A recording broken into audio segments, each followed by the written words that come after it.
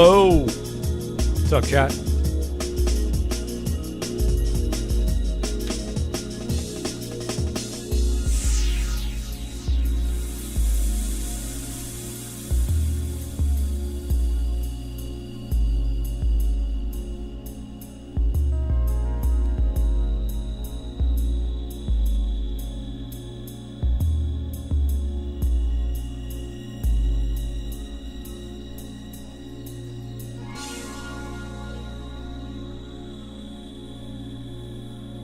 Fire nearby. I mean, miles away, but fuck. Smoky.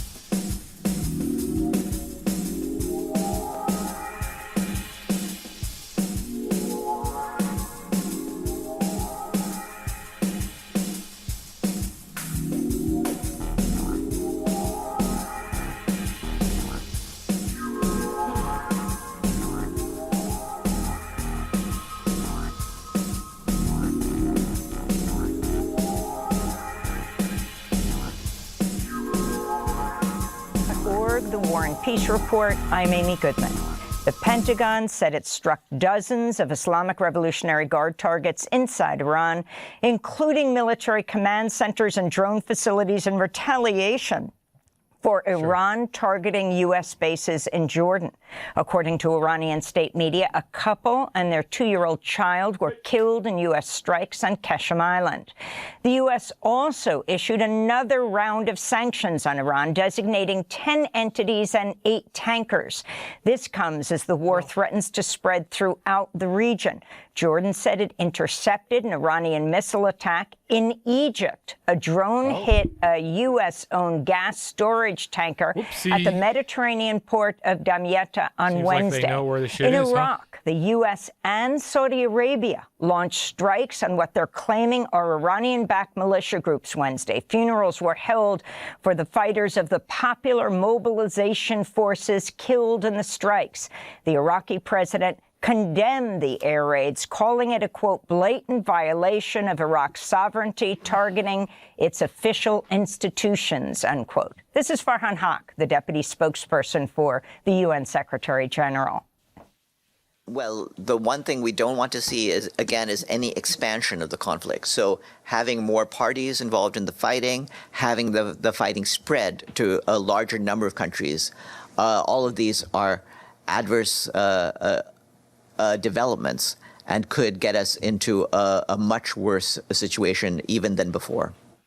Here in New York City, dozens of people attended an anti-war rally Wednesday demanding an immediate ceasefire in Iran. The demonstration was organized by NYC, a group of Iranian diaspora members founded in April to reject U.S. military aggression against Iran. This is Nahid Siamdoust, a professor of Middle East Studies at the University of Texas, Austin. Want the military.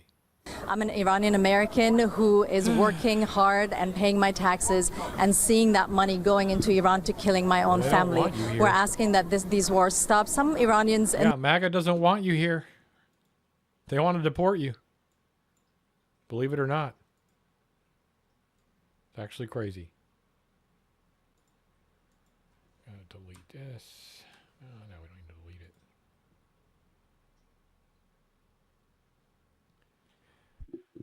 I don't know, chat. I don't know. The West have been sold a lie. They have been sold the lie that the U.S. and Israel are going to bring them some kind of salvation or freedom. We know that that was never the intention because, you know, within a couple of weeks, Donald Trump, of course, threatened to annihilate Iran's entire civilization. In Libya, demonstrators stormed an energy complex near Tripoli and closed gas lines to protest ongoing power outages across the country. Anti-government protests have been ongoing for days as demonstrators demand the resignation of the prime minister. Libya is split into rival Eastern and Western governments, each backed by militias and foreign powers, since a NATO-backed uprising killed dictator Muammar Gaddafi in 2011. The United Nations is warning Israeli settler violence in the occupied West Bank has hit an all-time high. 18 Palestinians have been killed in settler attacks so far this year, compared with 17 in all of last year. Wow. This comes after the Israeli Security Cabinet earlier this year approved over $430 million to establish 34 new settlements in the occupied West Bank. In Gaza, Israel continues to move its so-called yellow line of control further into the Strip. Residents in Deir al-Balah, Khan Yunis, Gaza City, and northern Rafah report having to evacuate from their homes to abide by Israel's shifting zone of occupation. Israel currently controls an estimated 64% of the Gaza Strip. Israeli Prime Minister Benjamin Netanyahu vowed to expand the area under Israel's control to 70% of Gaza. This is a Palestinian woman whose family was displaced. That's not apartheid. Every day they advance more. We settle, they advance again. I was on that line. They advanced 3 times. They advanced on us here as well. From where should we leave? We are besieged from this side and the other side. Does this work? It doesn't work. Please, everyone, make us comfortable. Find a solution for us. Dropsite News is reporting Trump's former campaign manager, Brad Parscale, has been quietly working with Israel to help influence how artificial intelligence chatbots talk about Gaza. Israel awarded Parscale's firm a $46.5 million contract for the project, which involves creating websites and blog posts about Israel. The target audience for the sites is AI chatbots like Claude and ChatGPT. When Dropsite asked one chatbot whether it would be beneficial for the United States to enhance military cooperation with Israel, the chatbot responded with a one-word answer: yes. The top source cited was a website created by Parscale's firm for the Israeli government. In Ukraine, Russia launched more than 70 missiles and about 280 drones, killing 8 people overnight. Poland had to scramble jets to secure its airspace during the attack. It comes as Ukraine claimed to hit major Russian oil refineries after Ukrainian President Volodymyr Zelensky's meeting with President Trump at the White House. The UN is sounding the alarm about a growing hunger crisis in eastern Congo that is exacerbated by the Ebola outbreak. In the DRC, the ongoing Ebola outbreak has recorded over 3,300 confirmed cases, including more than 1,400 deaths. According to the UN senior Ebola coordinator, 50 people died of Ebola just in the last 24 hours. This is the acting director of the World Food Program. Some 10 million people I mean, 10 million people, that's the population of Sweden, the country I come from, are acutely food insecure in the eastern DRC. And 3 million of those are in IPC4. As you know, emergency level of food insecurity, that is one step away from famine. That means they go to bed every night hungry, they wake up hungry every morning. Pakistan authorities stand accused of killing 30 people in Pakistan-administered Kashmir after security forces fired on tens of thousands of peaceful protesters earlier this week. Protests have erupted in Pakistani Kashmir, calling for electoral reform. The government responded by shutting down communications in the region. In the capital, Islamabad, students protested against the government's actions. Our protest is aimed at stopping what we say is the oppression of Muslims that has been taking place for the past 2 months in Rawalakot and across Kashmir. We have gathered here to urge the government to allow students to play their role in addressing the situation. We also protest against the rhetoric used by federal ministers, as we believe their language is worsening the situation. Yeah. The Federal Reserve voted to maintain the current interest rate at around 3.6%. 3 officials dissented and voted to raise the interest rate. President Trump's repeatedly pressured the Fed to lower rates despite persistently high inflation for more than 5 years. Yeah, we need on lower Capitol Hill, mortgage a rates. critical vote on bitch. Todd Blanche's nomination to be Attorney General has been postponed. 3%. Republican Senators John Cornyn of Texas and Tom Tillis of North Carolina have threatened to withhold Good their old support Tom. for Blanche if he does not provide written limits on the controversial settlement reached between Trump and the IRS over Trump's unprecedented lawsuit against shit, the didn't change the agency. title. Cornyn and Tillis are seeking written assurances that the Justice Department will not create a $1.776 billion fund for Trump's allies, including January 6 rioters. The senators also want to scale back the part of the settlement that exempted Trump and his family from IRS audits. Disgusting. Before joining the Justice Department, Blanche served as Trump's personal attorney. On Wednesday, a group of Jeffrey Epstein survivors lobbied senators to vote against Blanche, saying he was, quote, very condescending to them during their meeting earlier this month. The U.S. Senate has unanimously passed a resolution opposing a pardon for Epstein's longtime associate, Ghislaine Maxwell, who's currently serving a 20-year sentence for sex trafficking crimes. The resolution, introduced by Democratic Senator Jackie Rosen of Nevada, says, quote, Maxwell should not be granted a presidential pardon or any form of clemency for her crimes with Jeffrey Epstein relating to the sexual exploitation and abuse of minors, she said. President Trump has asked the Supreme Court to overturn an $83.3 million jury award against him for defaming the writer E. Jean Carroll, who accused Trump of sexually assaulting her in a department store dressing room in the 1990s. Carroll filed the defamation suit over remarks Trump made while president. Earlier this month, a federal judge ruled Trump must pay E. Jean Carroll $5.8 million in connection with a separate Carroll lawsuit against Trump. In that case, a jury found that Trump had sexually abused and defamed her. She has received the more than $5 million in that case. Republican Congressmember Max Miller of Ohio is facing allegations of domestic abuse as he runs for re-election. His ex-wife, Emily Moreno, who is the daughter of the sitting Ohio Republican Senator Bernie Moreno, claims Congressmember Miller burned her chest and stomach by throwing hot water at her, held a gun to her head, and fractured their 2-year-old daughter's collarbone. Miller's also facing a defamation lawsuit from former Trump spokesperson Stephanie Grisham, who alleges that he abused her as well during their relationship before he married Moreno. This comes as Democratic Congressmember Ro Khanna and Republican Congressmember Anna Paulina Luna recently introduced a bill barring federal elected officials from using campaign funds to settle sexual misconduct allegations.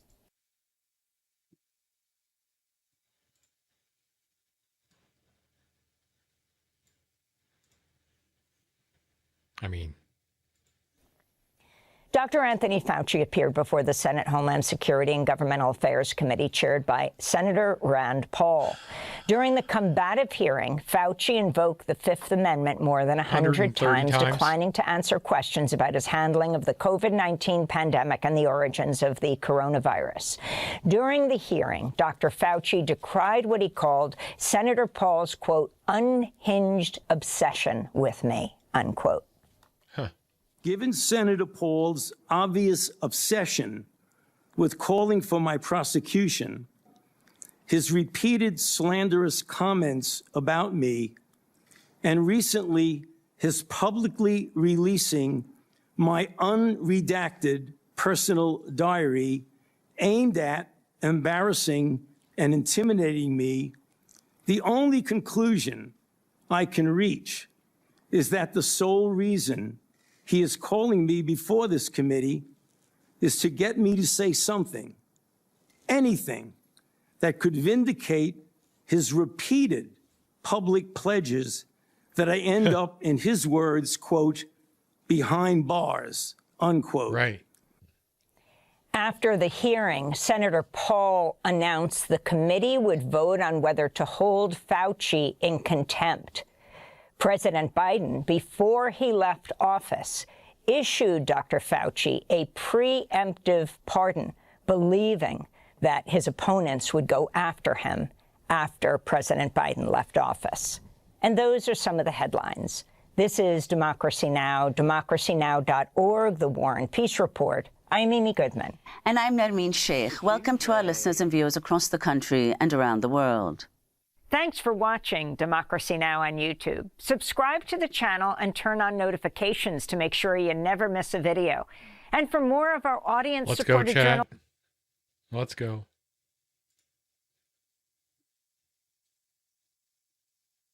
As you know, the Trump administration significantly cut the staff at CP3, which you worked with, which led to your resignation. Is that true?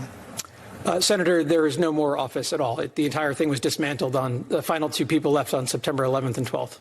So the prevention effort you're describing to us is now no longer funded? That is correct. Are you concerned about the potential rise in attacks that we may see with a similar level of inquiries taking place under this administration? Senator, I've given my life to protecting American people. I'm incredibly worried about the rise of targeted violence and terrorism across the ideological spectrum at the same time that we've dismantled the very apparatus that can prevent it.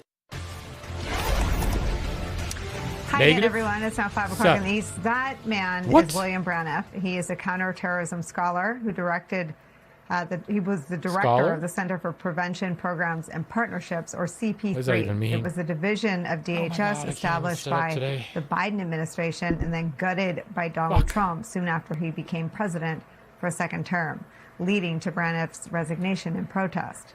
The cutting of CP3 is among the many actions this administration has taken that are the focus of a new report by Democrats on the Senate Homeland Security Committee, which calls out the undoing of critical counterterrorism infrastructure, leaving this country more vulnerable to threats. From that report released by Michigan Senator Gary Peters, quote, since the first day of his second term, President Trump and his administration have dismantled critical national security agencies and programs and diverted significant resources and attention away from the fight against terrorism. These actions are the result of a combination of ideologically motivated firings and realignment of personnel and the wielding of government resources from grants to counterterrorism authorities as a weapon against political opponents. The administration's actions have left Americans far more vulnerable to a potential terrorist attack and left law enforcement officers and agents without the tools to protect our nation. MS Now's reporting of the senator's examination makes note of this, quote, the report says the Justice Department and the FBI have lost more than 15,000 employees, including many experienced national security professionals. Others have been reassigned, including the entire staff of the FBI's Domestic Terrorism Operations Section, which provided operational support to all 55 FBI field offices in investigating domestic terrorism threats. MS Now has reached out to the White House, the Justice Department, the FBI, and DHS for comment. Meanwhile, this week saw the confirmation of Jay Clayton as the Director of National Intelligence, a man we already know from his congressional testimony will go to great lengths to tell Donald Trump what he wants to hear. And the current DHS Secretary, Mark Wayne Mullen, has a history of comments encouraging violence. During his confirmation hearing in March, he said dueling was still allowed in the Senate, to which Senator Rand Paul quickly corrected, saying it has been illegal for 170 years, all fitting into Dueling portrait of an administration that does not prioritize safety or Americans' security much at all. As the report summarizes, quote, almost 25 years after the attacks of September 11th, 2001, the Trump administration's misalignment of resources and ideologically driven decision-making on what counts as terrorism has created vulnerabilities in America's national security preparedness, and in this moment of great threat, ultimately jeopardizes the safety of the American people. That is where we start the hour with some of our favorite reporters and friends.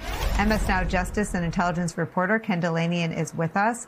Also joining us, senior political analyst, host of the Runaway Country podcast, and the author of the Substack, How the Hell with Alex Wagner. Alex Wagner is here. Hi, Alex. And former Deputy National Security Advisor to President Obama, now co-host of Pod Save the World. Contributor Ben Rhodes is back. Ken Delanian, take us through your reporting. Nicole, you know, as everyone knows, the U.S. government remade itself after the 9/11 attacks and just completely reoriented priorities. The FBI was reimagined, put tons of resources into the fight against terrorism. We made a lot of mistakes. A lot of things we did were imperfect. But 25 years after 9/11, when you look back on what the U.S. government did, there were many successes. The U.S. government essentially defeated al-Qaeda and prevented another catastrophic terror attack and unraveled plot after plot. And the FBI, in particular, got very good at getting inside terror plots and stopping them before they metastasize into something that was very dangerous. And what this report says and compiles is what we've been covering as a slow-rolling disaster, but this report puts it all together, is that the Trump administration has been systematically dismantling a lot of the counterterrorism tools that we've relied on. And it's not even clear that they're doing this intentionally. It's a collection of policies that is resulting in making, as Senator Peters, the author of the report, said, making Americans less safe. And it starts with the hemorrhaging of experienced counterterrorism professionals from places like the FBI and DHS and the Justice Department. 38% of the lawyers in the National Security Division are gone. These are the people who presided over the war on terror, who learned how to prosecute these cases and how to handle FISA warrants and do all of the legal intricacies of prosecuting the war on terror while maintaining Americans' rights. And then the other part of this report is it describes the way that the administration is focusing almost entirely in a domestic context on left-wing extremism while completely ignoring and not even mentioning in its latest counterterrorism strategy the very real problem of right-wing extremism. And that actually has been the more acute terror threat in recent years, is homegrown domestic violent extremists. And it really feels like we are leaving ourselves essentially much less prepared for potential threats, and we won't know it until it happens. That's the really scary part about this. We don't really know how bad this is and how unprepared we are as a government for the threats that exist, Nicole. Ken Delanian, it was Christopher Wray who testified before Congress in September or October of 2020 that by far the greatest threat to the homeland was domestic violent extremism, and within that bucket, the largest group was racially motivated white supremacists. So did they go away, or are we just not tracking them anymore? Yeah, right. They're not even mentioned. The white supremacists are not even mentioned in the latest Trump administration counterterrorism strategy. And that just shows that this is more about ideology than anything else. And again, look, we all know it's not in Donald Trump's interest as the president for a catastrophic, horrific terrorist attack to happen on his watch. But the sum total of the policies that his administration is implementing is making that more of a risk. Professionals across the spectrum will say that.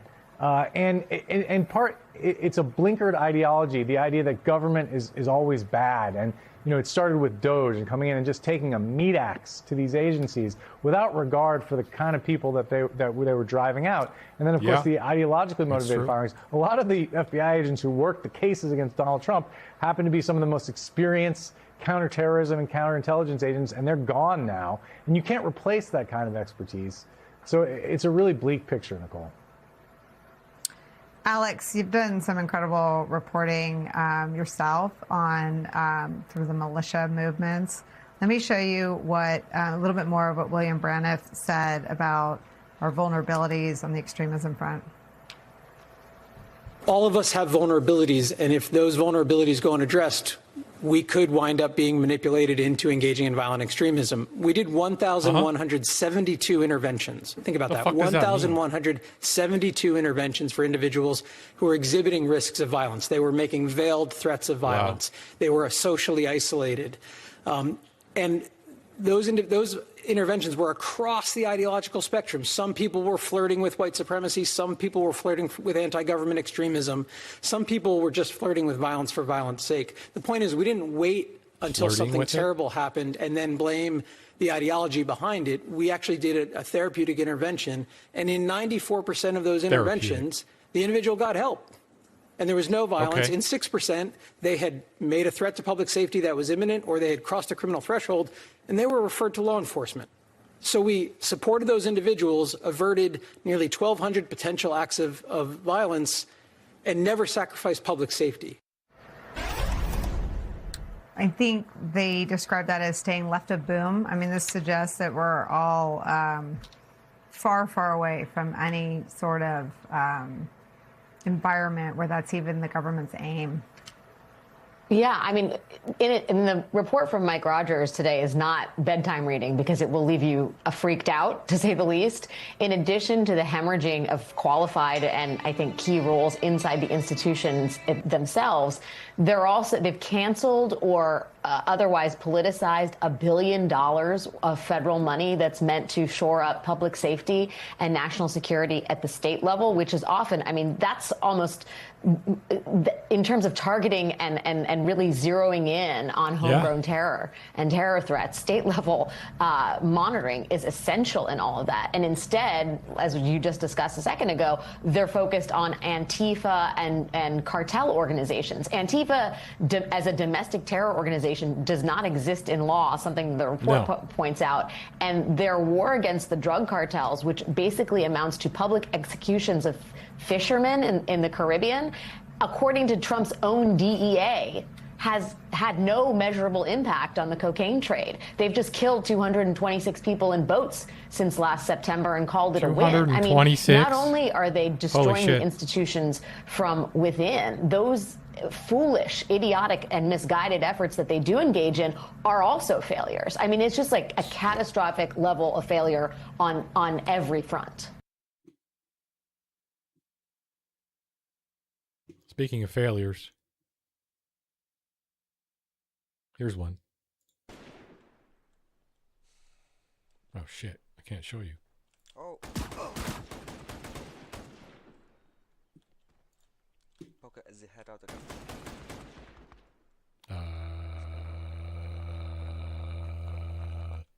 What is happening? Huh. Okay. Copy. Fucking hate code. Like, I didn't know you were going to jump out. Right. Why do you think I was trying to fucking bait you to do that you in the first place? Idiot. Oh? He did take quite a lot of health off me. I didn't fucking deal with him as quick as I...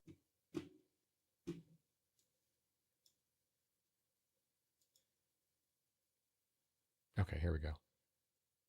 Maybe. Remember this game, guys? I just prefer this one.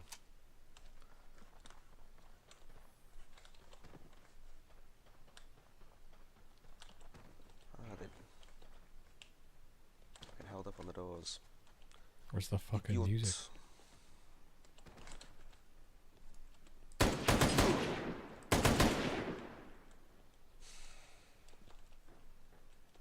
Oh. Okay, his head out the gun. What's going on?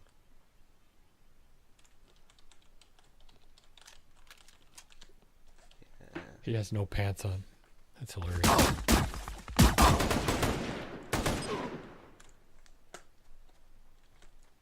Okay. Like, I didn't know you were going to jump out. Like, Oh, there's the sound.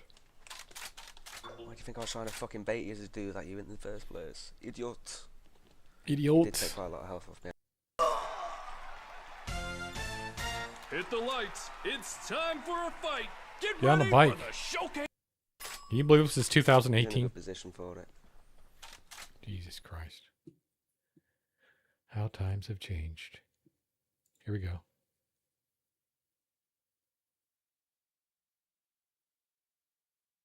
Norm is... All right, well, I'm going to show you. I hope everybody out there is having Norm a is great on day. Hasan. In a Happy little bit, 30th. Republicans panic Chat. and run away when they're asked directly about Trump's corruption to their face, which, of course, Whoopsie. indicates to me they know how shameless they are. They know they're full of shit. They know how evil Trump Right. is, and they simply don't care. Okay, so incredible video. This is true. Show that to you in a little bit. We also have Fox News shitting itself as a Democratic guest calls Netanyahu a war criminal directly to their face. They clearly do not know how to handle it, and they're very uncomfortable. I'll show you that. fan on. And then later on, a man hikes 10 miles while impaled in order to avoid a hospital bill. Welcome to American healthcare, ladies and gentlemen, because this is what it's like. And then also, Joe Rogan's friends are now comparing Donald Trump to Adolf Hitler. To show you just how much MAGA has imploded, that story says it all. So you guys know the deal, man. Everybody do me a big favor. Subscribe to the channel and click that bell icon. That helps out big time and costs you nothing at all. You could also support the show on Patreon. Shout out to all of you who do that. Remember, y'all, there's real independent media. I've never talked to an advertiser or done an ad read, and I never will. I'm very proud of that fact, and you guys have made that possible by giving $2 or $5 a month or whatever it is, by tipping with the thanks button on YouTube. So thank you to all of you from the bottom of my heart. And then also, by the way, sign up for Crystal Kyle and Friends on Substack. We have Rania Kalik of Breakthrough News coming on the show this week. It's super important, guys, because she is directly being politically persecuted and a lot more laid back than this. All right, y'all, let's go ahead and jump right in ski. So I'm going to throw a little curveball at you real quick, bro. I'm going to throw a little curveball at you. We got some new numbers that Harry Enton talks about here on CNN, and this is disturbing. This is very disturbing, and this is like what the fuck kind of moment here, okay? So when polled on the issue of the Iran war, listen to what voters said, who they trust more. Listen to this. The Republicans weren't around. In April, according to a Washington Post Ipsos poll, the Democrats were more trusted by 2 points. Again, close margin, no clear leader. But look where the shift has been. If anything, the shift has been in the Republican direction. Now the Republicans and Donald Trump are trusted more by 2 points on Iran. So, again, over the course of the war, if anything, the Republicans have been the ones that have been gaining ground, which I think just goes so opposed to all of the news coverage that we have seen so far and all of, the media. You would think, hey, but no, the American people are actually trusting the Republicans and Trump, if anything, more now than they were, so let's say, halfway through the war. So this makes me want to shove a porcupine in my urethra. The war itself polls at 27% support. 27. Yet somehow, Pine in your urethra? Americans trust Republicans more with it than Democrats. So right off the rip here, even if no Democratic politician said anything about this issue ever, this shit should be like plus 48 Democrat. Like, not even close. It should be overwhelmingly, we prefer the people who didn't start this illegal war of aggression to the people who did. Okay? So spare some smoke for the American people on this one, because this is like, are you guys drinking bleach? Is that what you're doing? But I'll also say, you know the reason for this, right? I'll tell you the reason for this. Democrats don't really talk about the war. They don't really say anything. Now, again, like I said, even with them saying nothing, the people should still prefer them over Trump and Republicans, the fucking terrorist freaks, right? It's true. But, I mean, is it really that hard for you to take the reins of this issue and go out there and say, we shouldn't wage illegal wars of aggression against countries that didn't attack us? Is that too much to ask for? to go out there and highlight the little girl's elementary school that was bombed? You know, I talk about that on this show. Virtually every single liberal and leftist commentator that I've seen talks about that shit on their show. Tune in anywhere, they'll talk about the Manab school bombing. They'll talk about the 160 or 170 little elementary school girls who were killed. You don't hear many Democrats talk about it. They don't talk about that. They don't talk about the children's hospital that we bombed the other day. They don't talk about the bridges we bombed or the power plants that we bombed. We've hit civilian infrastructure. We did it for like 13 or 14 days in a row just recently. You don't hear much talk about it. You don't. You don't hear Democrats highlighting Trump saying, threatening total civilizational annihilation as he did on Twitter during the war. They don't talk about it. And so this is the problem, is that, look, part of the Democratic strategy is run and hide and let Republicans ruin everything. Okay, great. That's working to some extent because you're up big in the midterms. But the downside of that is people look at you and they go, I don't really know what you stand for. I don't really know what you believe in. And of course, I'm talking more specifically here about Democratic leadership. I'm talking about Chuck Schumer, who low-key supports the war, okay? Supports Israel as well, even though they just committed genocide live streamed in 4K. I'm talking about Hakeem Jeffries, who does support the war, right? And by the way, Democrats have voted, it's a non-binding resolution, but they voted to basically like condemn the war.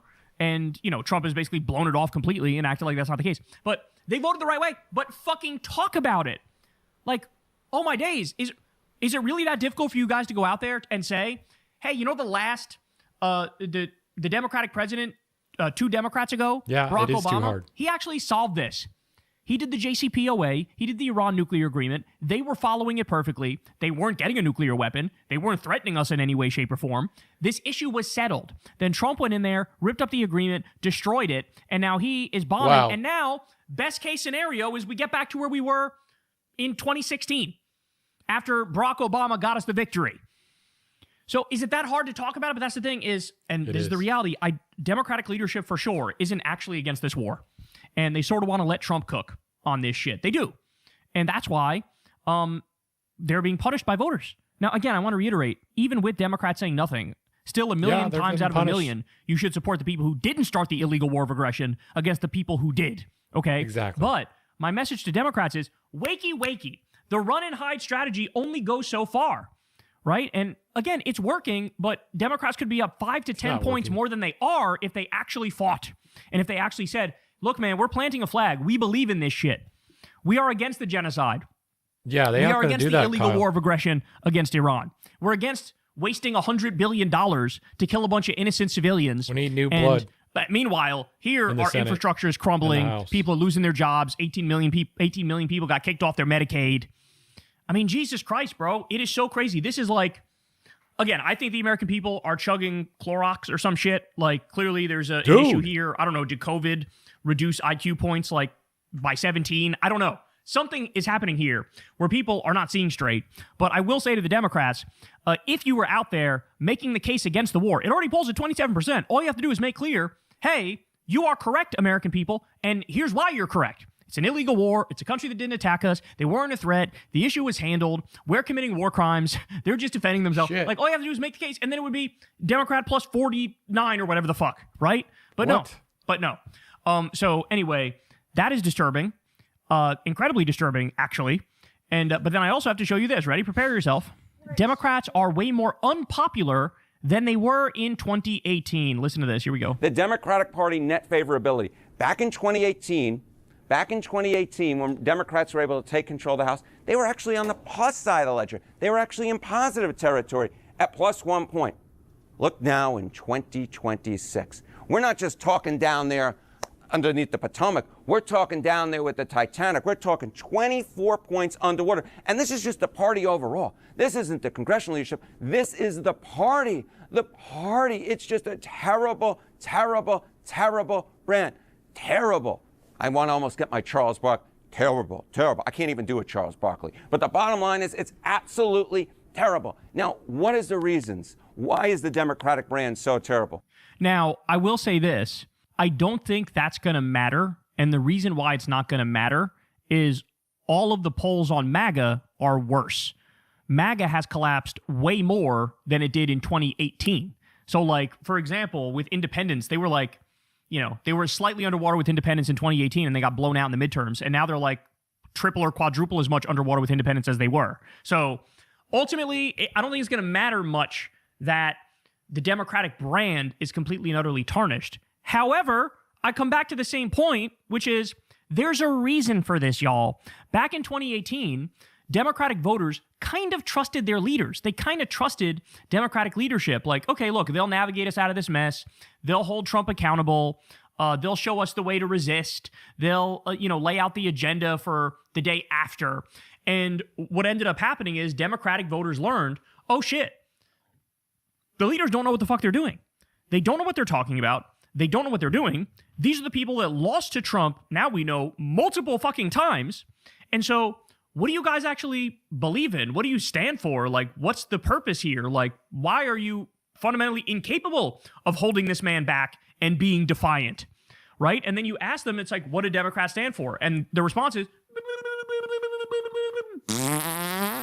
and it's like, as long as Democrats take AIPAC money, as long as Democrats take military-industrial complex money and Wall Street money, as long as it is the corporate Democratic Party or the Diet MAGA Democratic Party, as opposed to a left-wing, robust opposition Democratic Party, then they're going to continue to see numbers like this.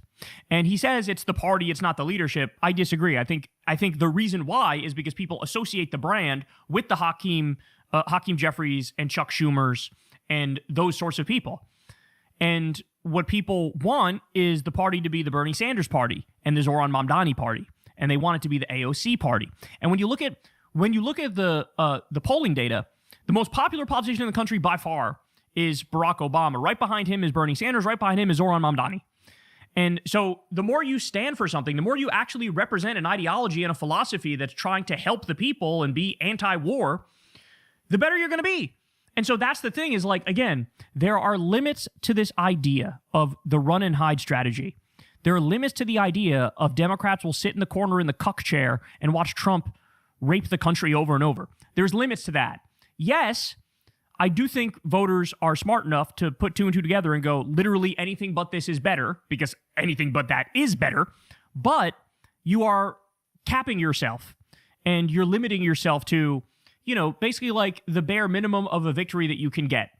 Whereas if you stood for anti-war politics, if you stood for no more money and no more weapons to Israel, if you stood for raising taxes on the rich, if you stood for unions and a living wage and Medicare for all and universal child care, if you stood for all that and made the fucking argument, you'd be winning by 5 to 10 points more, and it would be an historic blowout. We already might get a historic blowout, but it would be despite the Democratic flaws.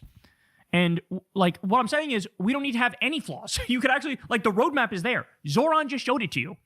Abdul El Sayed is showing it to you right now. Like, it's happening right now. So lock in. But again, you're not going to get the Democratic Party to that point unless and until they actually swear off all the corporate money, all the AIPAC money, all the military industrial complex money. It's then and only then that they can be free. And look, the thing that's heartening to me is that there's so many new, young up-and-comers who are running for office who are democratic socialists and who have a real ideology and a real vision and who are fighting for real change.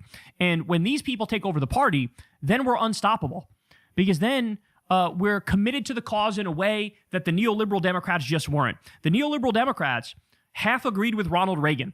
Okay, the neoliberal Democrats don't believe in the capacity of government to do good things for you. They're all like, hey, let's have a small government and just do tweaks around the edges, right? Like let capitalism steer the ship and we'll have little tweaks around the edges with the government. That Bill Clinton philosophy is dead. It's over. It's not 1992 anymore. And the new philosophy has to be, the Zoran Mamdani philosophy, the Bernie Sanders philosophy, the Democratic Socialist philosophy. And if the whole party was locked into that mindset as opposed to trying to fight that mindset and defeat that mindset, then it wouldn't be minus 24 for the brand of Democrats. It wouldn't be. Right now, they're looked at as collaborators. Right now, they're looked at as Diet MAGA or wishy-washy and believing in nothing. And that needs to change. So anyway, these polls are kind of fucked. But I will say, in conclusion here, that I'm giving you the worst of the worst, because I showed you the polls yesterday on MAGA, and even though these are disturbing, the stuff on MAGA is flat out apocalyptic. So it won't even matter fundamentally, but it matters in the sense that if we really want to make change in this country and not just like, hey, defeat Republicans temporarily and then the pendulum will swing back and they'll win again in the future. If you want to actually win and lead for a generation, we know the roadmap and they need to take it. Hey, y'all, do me a favor and like and subscribe. It helps out big time in the algorithm. Click the bell as well for notifications when videos drop and watch that video on screen right now. You know you want to. The COVID tyrant has gone dead silent today. Dr. Anthony Fauci sat in front of the Senate and pled the fifth over 100 times, refusing to answer every question on his disastrous COVID response, even the easy ones. What day of the week is it today? On the advice of counsel, I respectfully decline to answer based upon my rights under the Fifth Amendment to the Constitution. What color tie are you wearing? On the advice of counsel, What the fuck? I respectfully decline to answer based upon my rights under the Fifth Amendment to the Constitution. What color is the carpet in front of you? On the advice of counsel, I respectfully decline to answer based upon my rights under the Fifth Amendment to the Constitution. That's funny. But he also wouldn't answer the more serious ones. Did you fund gain-of-function research in other biolabs around the world? On the advice of counsel, I respectfully decline to answer. Did you literally lie to your own diary? On the advice of counsel, I respectfully decline to answer. What does the Fifth Amendment of the Constitution say? On the advice of counsel, I respectfully decline to answer. Do you feel like you're in deep? On the advice of counsel, I respectfully decline to answer based upon my rights under the Fifth Amendment to the Constitution. Oh, man, if he was any more full of crap, they'd serve him at Taco Bell. Fauci had lawyers to restrain him from his usual self-incriminating blather, including one who wouldn't shut up.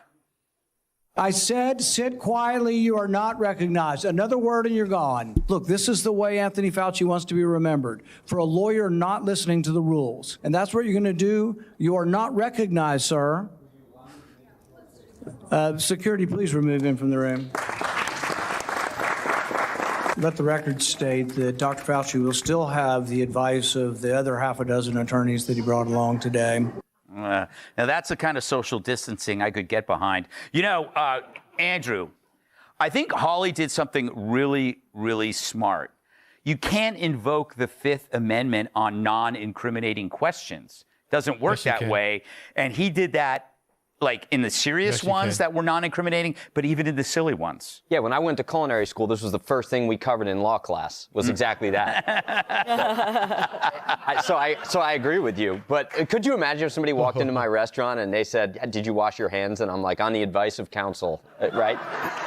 You would not go to that restaurant. Every single husband in America, though, kind of understands what what does this have to do with there. Because, like, when my wife calls me, it's like, by the way, did you fold the laundry? On Under the advice Fifth of Amendment, counsel. you should not. Exactly. You get that. I'm looking for, right, because I'm kind of a sick person, so I'll always look for people who are supporting this guy just to painfully punish myself. And there's a few people out there, and they're like, you know, he's the most brilliant scientist. This guy is great.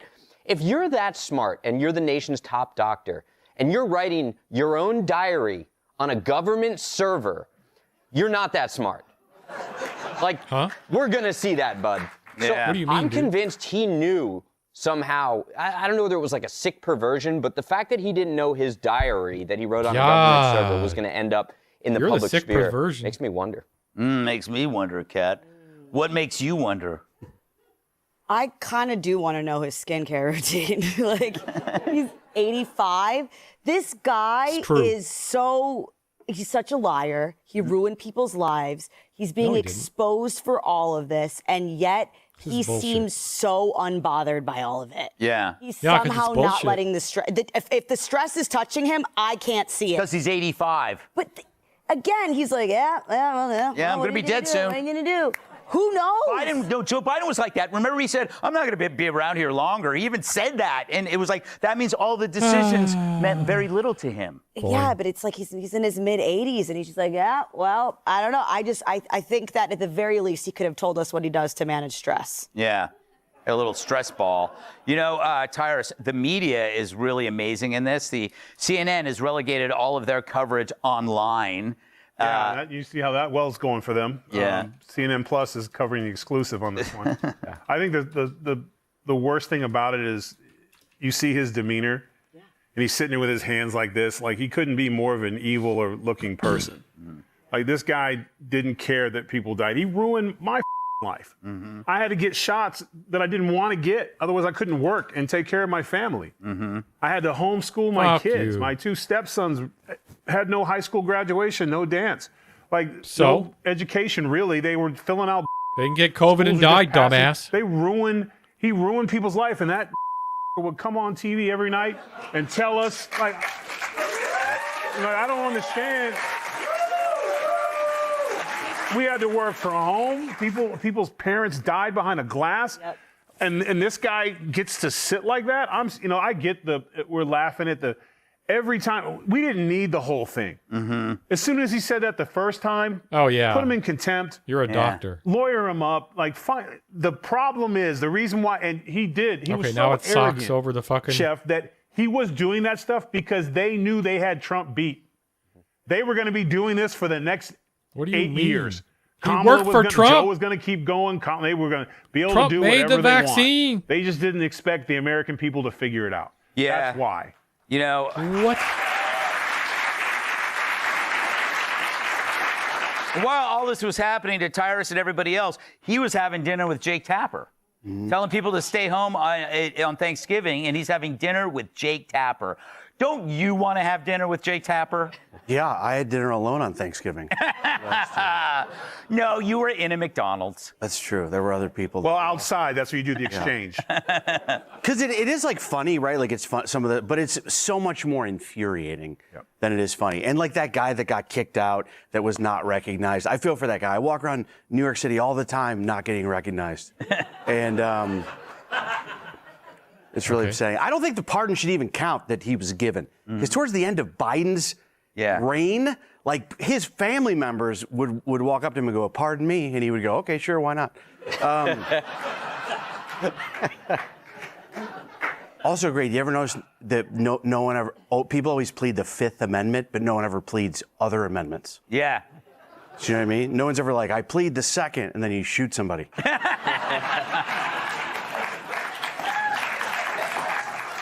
Dumbass. A provocative idea. I feel like it could be like a good Clint I thought Eastwood they were line. doing that in Florida. Yeah, they might be. It's on the docket, but under the Fifth Amendment, I'm not allowed to talk about it. Yeah, that's a definite Clint Eastwood line. You plead the Fifth? I'll plead the Sixth. All right.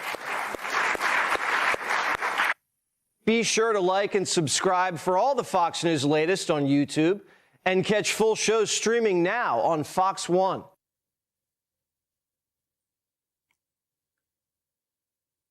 Dude.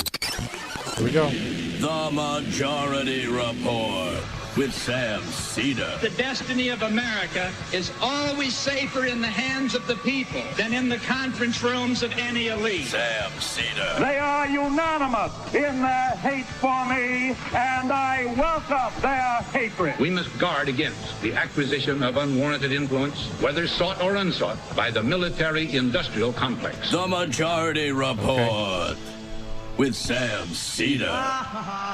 Ever get the feeling you've been cheated?